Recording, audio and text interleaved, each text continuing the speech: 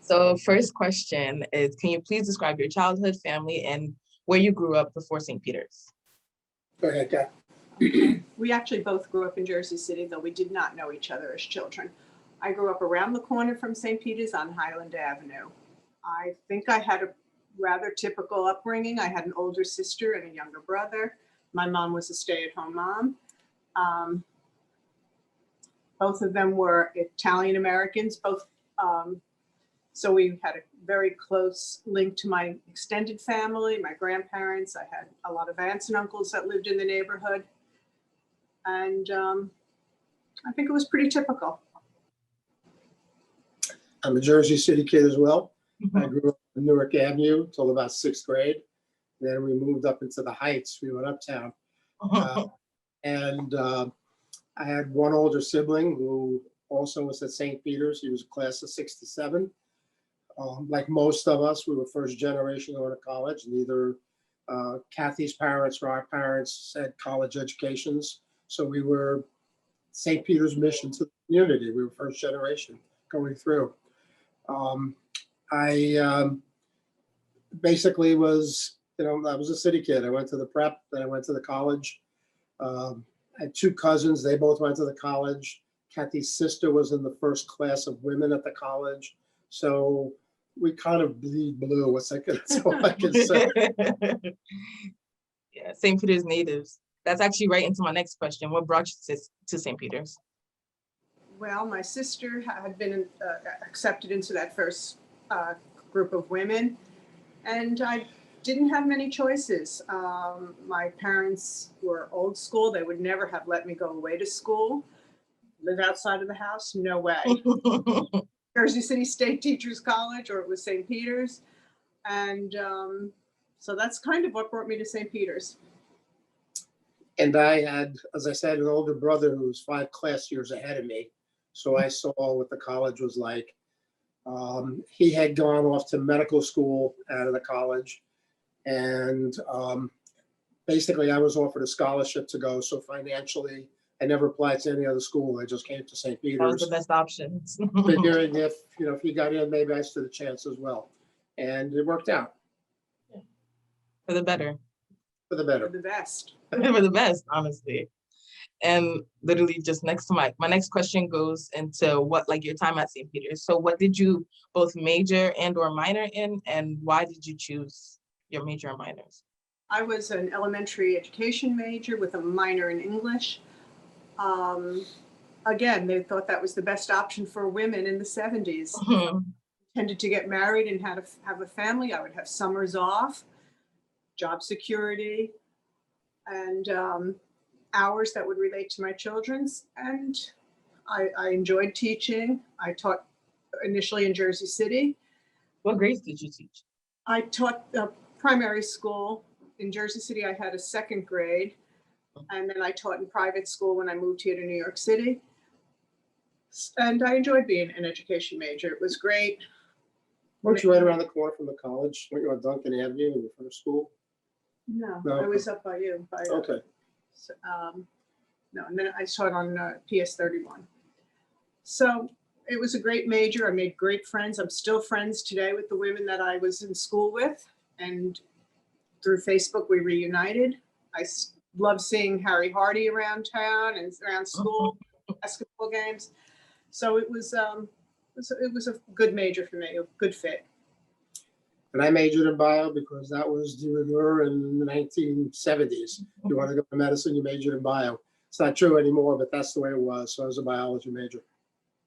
Was chemistry a big one too back then?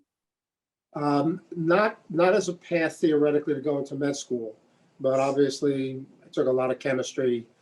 Everybody you want to go to med school, you had to take organic, and that was like the big killer. Had to go through organic. Yes, I know. Still to this day, it's like the do or die. Although I found PChem much harder than organic. Classes. Still have nightmares about Dunham's equilibrium. No, I don't blame you. I don't blame you. Just what I've heard, I'd rather not go through that. My next question is, are there any professors that like made an impression on you that lasted up to now? As I said, Harry Hardy was my mentor. He was my the professor that came and observed me and gave me my critiques. And we remained friends for a long time through seeing him at the basketball games. And more than a professor, I always worked a job at the college through the study program. And at that time, the gentleman in charge of student financial aid was a man named Tom Scott. And he was a fabulous person to work with. He would sit and listen to students and talk to them. And I observed the way that he treated everyone at that office. And so I would say, as much as any professor, Tom Scott was really someone that left a really lasting impression on me as someone that worked for St. Peter's. And if you were a bio major, you lived in fear of Father Brusick. So that's a name that will forever be emblazoned in my mind.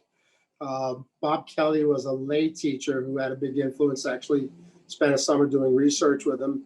Really enjoyable man. I believe I only had one course with him, Dr. Capoletti, who was a history major. For some reason, I decided to take an advanced history course in my last semester. I don't know what I was smoking. It was the 60s. And it was about the French Revolution. It's like, I have no idea what I was doing in that course. But he was a wonderful teacher. And unfortunately, he died right after that year. History majors. All history majors. Wow. His course was really legendary. There were only about 10 people in the class. It was an advanced course. They're looking at you like this bio major. A science major, a little out of his league. But I'm sure it paid off. My next question is, what extracurricular activities were you involved in during your undergrad years? All right. St. Peter's had a football team. So I played football for my first 3 years. I sang in the glee club, the men's glee club. And ROTC was a mandatory requirement when I started school. So my first 2 years I was at ROTC, and I wound up joining the ROTC band. I did not play an instrument, no musical talent. I enjoyed marching in the parades. So counts for something. Interesting. I mean, it was tumultuous times. You think these times are crazy. It was Vietnam. And the campus was torn apart by the Vietnam War. I can't even imagine like war during like your undergrad years. Like that was intense. It was 1968 was when I started. It was called the Tet Offensive, and that was the major upswing in draft because it was still a draft, nationwide draft. So when you turned 18, you got your draft card. That's like, so during those times, like, just say you were in the middle of your courses, like if you got picked from the draft, would they just immediately take you out, or like? No, as long as you were in good standing, you could get a student deferment. Okay. If you were not in good standing, you opposite. Wow, that's intense. It's a lot of pressure. Can't imagine. And for you? I did not really get involved with a lot of the extracurricular activities. You were working. I worked on campus, but I also I volunteered for different things that were on campus. Even that still counts. That's still fundraiser. We would do that. I would, if there were the Glee Club concerts, I would act as an usher and sit people. So I was involved with campus life, but always on the peripheral. And that's like me too, kind of. It was a curricular activity called cafeteria.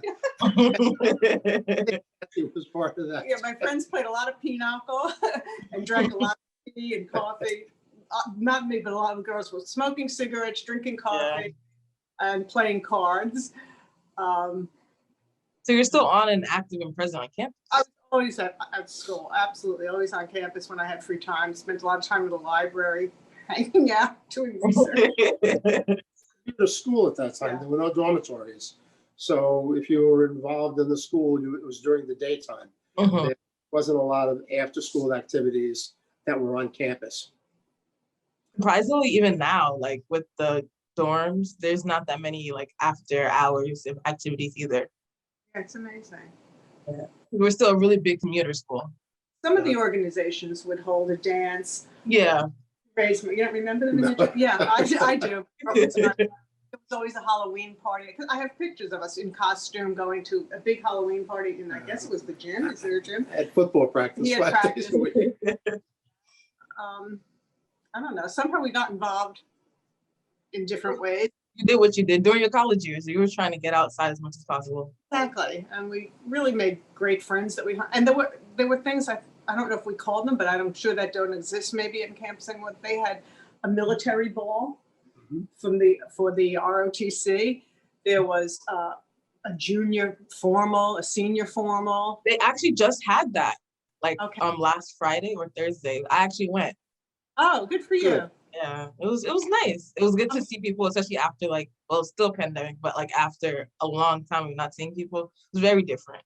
And did people get dressed up for it? Yeah, it was on a cruise this year. So it was yeah, it was like everybody was really nice, well dressed, and it was different. Yeah, I mean, That's so good. we did that, and I don't know, we were involved somehow with everything that went on campus. Do they still have Argus Eyes at the school? Yes, they do. The theater. They do. I think they do 2 shows a year, if I remember properly. That they used to do that at that time.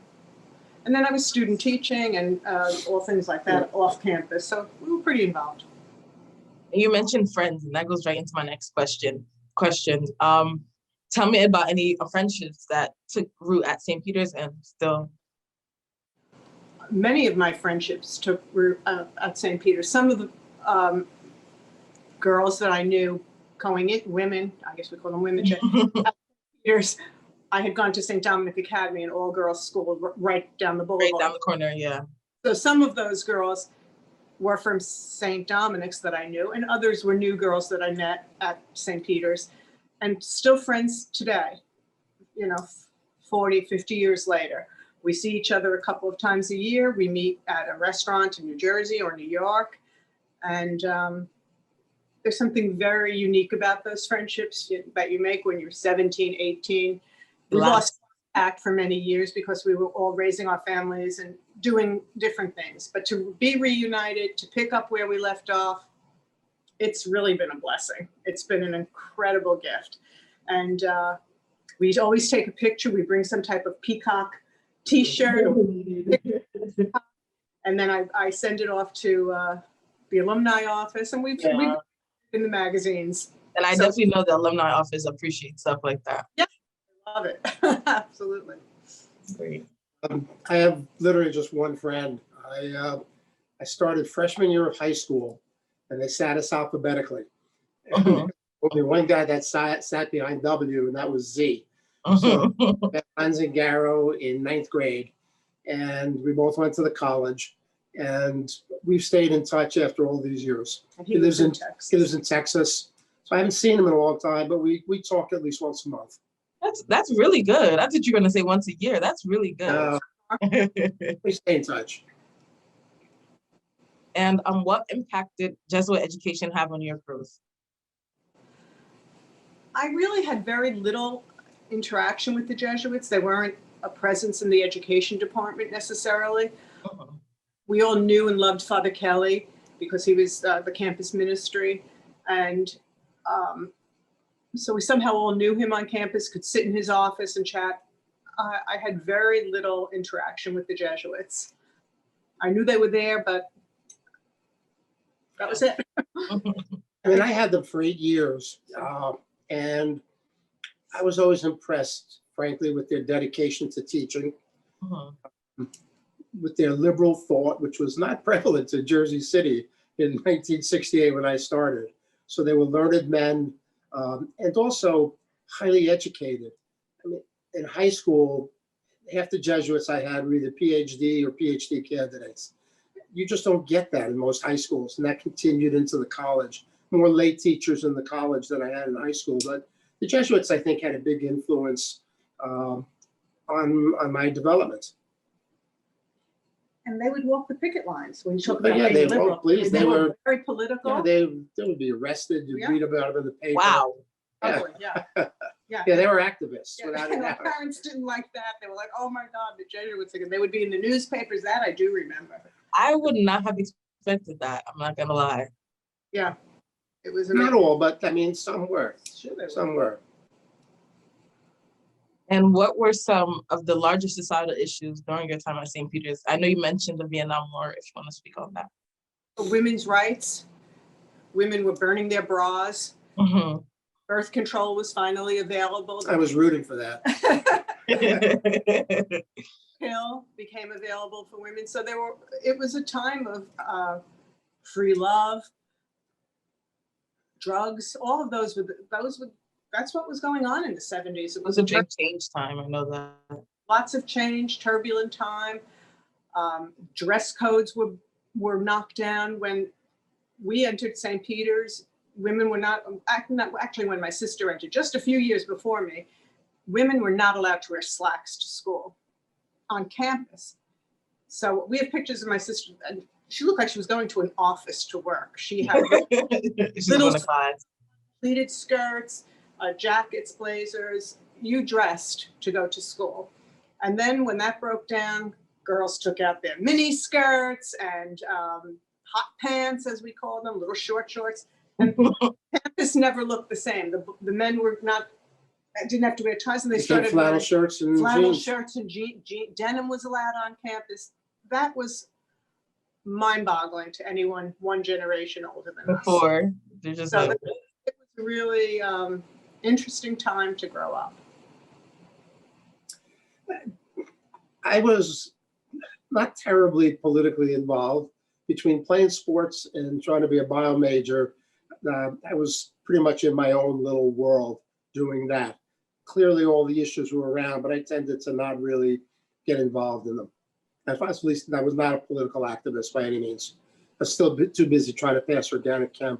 I know it was hard. My parents, we weren't allowed out. I had a curfew all the time. yeah. I really had a curfew that we abided by. I mean, that was just The norm. I mean, it was in our house for sure. My brother's 4 years younger than me. He was the one that decided he wasn't going to live by these old-fashioned rules. All hell broke loose in our house, but my sister and I were kind of goody two-shoes.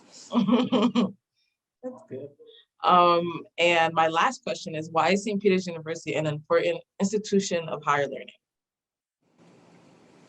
It remains important today, for the same reasons it did our generation and the generation before. It serves the community in which it's placed, first generation college students, and it outreaches to the community besides just educating with their kitchen and their other things that they do. I'm not exactly sure, but I know they have a lot of community activities.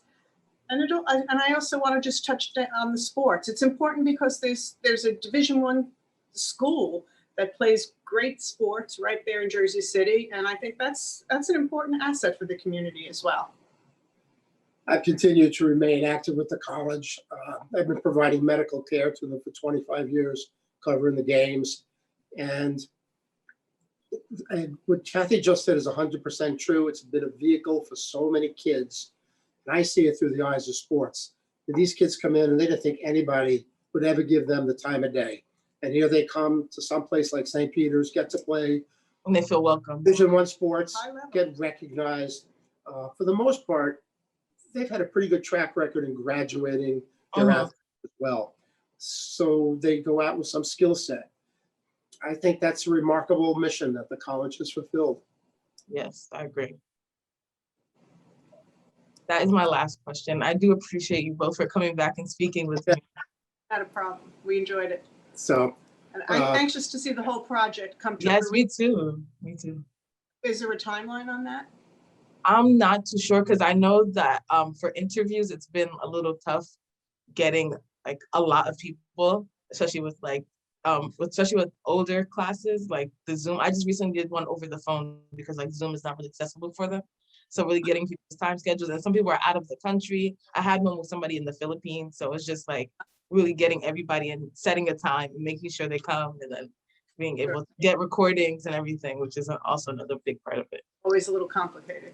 Well, it was nice meeting you for the second time. Yes, thank you so much. Keep well. You're good. Good luck. Enjoy your summer. Thank you. Bye. See ya. Go Peacocks. Yes.